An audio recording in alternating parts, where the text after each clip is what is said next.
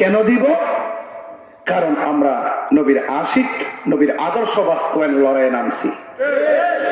এখন অন্য ধর্মের মানুষগুলো আবার আমারে কেন দিব? মোমবাতিতে কেন দিব? কারণ অন্য ধর্মের মানুষগুলো দেখছে একমাত্র সুন্নি জামাতই অন্যান্য ধর্মের প্রতি সৌহার্দ্যপূর্ণ আচরণ করে।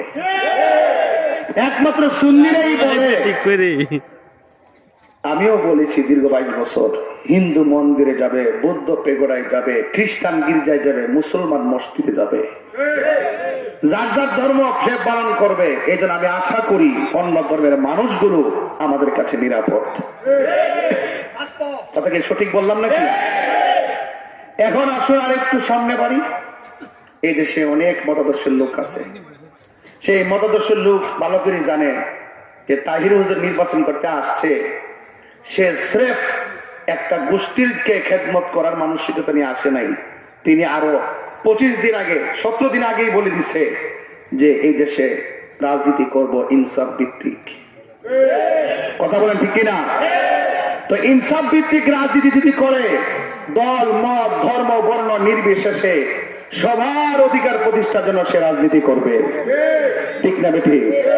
এই জন্য আপনাদের দেখছেন নি, যদি না আইতাম, হঠাৎ করে কিন্তু আমি শুনছি, আমি বুঝতে পারছি যে এখানে আশেকরা বসে রয়েছে। আজকে কিন্তু 7 ঘন্টার উপরে মোটরসাইকেলটা ঘুরছি। লাস্টে এখনো মোটরসাইকেল, এখন সতন বাজার যাবো, ওইটা মোটরসাইকেলে যাওয়ার সম্ভাবনা আছে। তবে একটা কথা শেষ করতেছি, তবে আপনারা যারা এখানে বাস করতেছেন সবাই এক সিদ্ধান্তে থাকবেন। মার্কা কি? আরো জোরে, আরো জোরে। ডাইনে কি? বামে কি? সামনে কি? পিছনে কি? সবাই বলে, মায়া বলে, জেডি বলে, বনে বলে, ভাবি বলে, চাচাই কর, চাচি কর, ভাইয়ার আছে, ডাইনে কি? বামে কি? ঘরে কি? মাঝারে কি? মন্দিরে কি? সব জায়গায় একই আওয়াজ, এক তালে সংসদে আরো জোরে।